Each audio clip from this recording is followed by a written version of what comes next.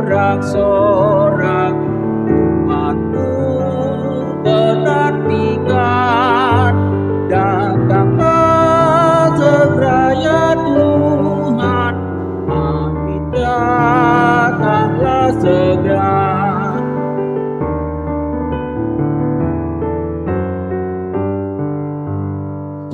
Rade aleton iku tagampa jowo nai sang tulung itan manom di Yesus Tuhan sang paradongan polo-polo kuria madagamu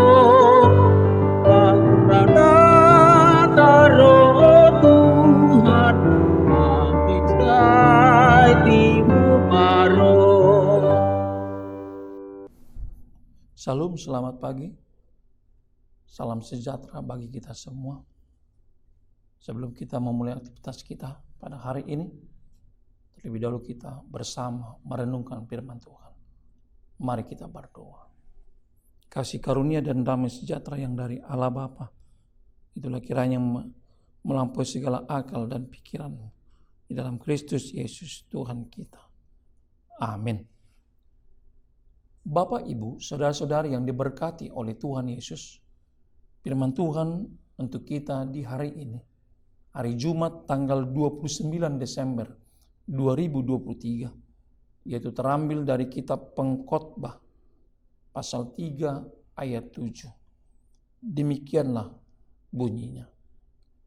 Ada waktu untuk merobek, ada waktu untuk menjahit, ada waktu untuk berdiam diri, ada waktu untuk berbicara. Demikianlah firman-Nya. Saudara-saudari yang dikasihi oleh Tuhan Yesus, ayat ini merupakan bahagian dari puitisnya Raja Salomo di dalam kitab Pengkhotbah yang menggambarkan dualitas kehidupan dan musim-musim dalam hidup manusia di dunia ini. Setiap pasangan kontras yang disebutkan dalam ayat ini mencerminkan perubahan-perubahan dalam kehidupan yang harus dihadapi oleh manusia dan dialami setiap orang di tengah-tengah hidup kita. Dan nats ini juga menekankan bagaimana tentang kebijaksanaan dalam memahami dan menerima setiap fase dalam hidup kita. Tidak hanya saat-saat bahagia saja, tidak hanya saat-saat bersuka cita saja, tetapi juga ketika kita mengalami musim saat-saat menghadapi hal yang sulit sekalipun. Di sini Raja Salomo mengingatkan kita agar keberanian untuk menghadapi tantangan dan kebijaksanaan untuk bersuka cita di dalamnya adalah pesan yang dapat kita ambil dari nats renungan ini. Kitab Pengkhotbah pasal 3 secara keseluruhan ayat 1 hingga ayat 15 berbicara tentang waktu untuk segala sesuatunya. Waktu untuk segala sesuatu. Dalam ayat-ayat ini Raja Salomo menggambarkan bahwa ada waktu yang ditetapkan untuk setiap peristiwa demi peristiwa dalam hidup manusia. Dan bahwa kita tidak selalu dapat memahami atau mengendalikannya dalam perjalanan hidup ini. Ada waktu untuk segala sesuatu di bawah langit. Seperti waktu untuk lahir dan waktu untuk mati. Waktu untuk menanam dan waktu untuk mencabut tanaman. Waktu untuk membunuh dan waktu untuk menyembuhkan. Waktu untuk merobek dan waktu untuk menjahit, dan waktu seterusnya dalam fase kehidupan manusia. Untuk itu Bapak Ibu yang diberkati oleh Tuhan Yesus, dalam Pengkhotbah pasal 3 ayat 7 ini, Raja Salomo mengatakan waktu untuk merobek dan menjahit. Ini mencerminkan satu perubahan yang kontras dalam kehidupan manusia. Terkadang Ada waktu untuk memulai hal yang baru. Terkadang ada waktu untuk mengubah sesuatunya dalam perubahan kehidupan kita. Makanya dikatakan merobek atau mengkoyak dalam kehidupan manusia. Dan ada waktu juga untuk memperbaiki atau memperbaiki yang sudah ada. Itulah waktu untuk menjahit dan waktu untuk merajut kembali di segala kekurangan yang dihadapi oleh manusia dan juga bahkan kegagalan sekalipun yang telah terobek, maka dijahit kembali dengan satu pengharapan akan keberhasilan di dalam Tuhan Allah kita. Yang berikutnya dikatakan waktu untuk diam dan berbicara, menekankan bahwa ada saatnya kita dalam waktu kita sesaat merenungkan hidup kita. Sesaat kita untuk meresapi perjalanan hidup kita. Sesaat kita untuk berhening, menghayati segala sesuatunya yang telah dikaruniakan oleh Tuhan hingga umur yang saat ini Tuhan berikan bagi kita. Oleh karena itulah di kehidupan perjalanan kesementaraan waktu yang telah kita lalui itu, kita diundang oleh Tuhan dalam perenungan, dalam meresapi dan di dalam keheningan itu. Maka ada waktunya nanti Tuhan memberikan kita untuk berbicara, berkomunikasi, yaitu melalui doa-doa kita dalam ucapan syukur, permohonan, seruan kita kepada Allah. Bapak, Ibu, saudara-saudari yang diberkati oleh Tuhan, ayat renungan hari ini mengingatkan kita bahwa Tuhan tidak pernah menjanjikan hidup tanpa kesulitan atau tantangan. Tuhan tidak pernah menjanjikan langit selalu biru tanpa awan gelap. Tuhan tidak pernah menjanjikan dalam kehidupan yang selalu mulus dan penuh bunga tanpa bukit terjal maupun lembah kekelaman. Tuhan tidak menjanjikan musim semi sepanjang tahun tanpa musim panas yang menyesakkan dan musim dingin yang kelam. Malah sebenarnya Tuhan kita mengingatkan kita bahwa dengan menjadi anak-anaknya, kita memposisikan diri sebagai musuh dunia ini. Sehingga hidup kita mungkin akan bisa lebih berat lagi. Itulah salib yang kita pikul dalam musim semi kehidupan kita.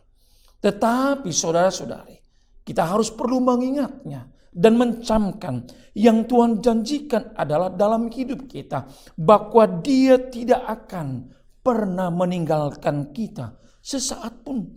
Tuhan berjanji bahwa Dia akan selalu menyertai kita dalam setiap musim hidup kita. Tidak peduli rintangan atau tantangan apapun yang harus kita hadapi di dalam dunia ini. Dia setia, penuh dengan kasih sayang dan kepedulian dengan kebaikannya untuk menyertai kita.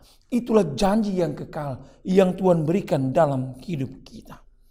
Oleh karena itu, saudara-saudari yang dikasihi Tuhan, dalam musim apapun, dalam kehidupan kita saat ini, ingatlah, Ia membuat segala sesuatunya indah pada waktunya. Jalani dan nikmatilah musim hidupmu bersama Dia. Ingatlah, kekristenan kita, keimanan kita bukanlah sebuah kunci jawaban agar kita hidup tanpa kesulitan. Tetapi kekristenan kita adalah kunci jawaban untuk hidup bahagia, menikmati setiap musim kehidupan kita. Itulah janji Allah yang kekal. Di dalam iman, kekristenan kita, Dia memberikan kunci jawaban untuk hidup kita bahagia, menikmati setiap musim kehidupan yang akan kita jalani. Oleh karena itu, Bapak Ibu yang dikasihi oleh Tuhan Yesus, saat ini, tahun 2023, tinggal beberapa hari lagi akan kita tinggalkan. 2 bahkan 3 hari lagi, beberapa jam lagi, kita akan meninggalkan tahun 2023 ini. Musim-musim hidup yang telah kita lalui. Ada yang bahagia, bersuka cita, ada yang bersedih, ada yang gagal, dan bahkan kerinduan dan pengharapan yang belum tercapai.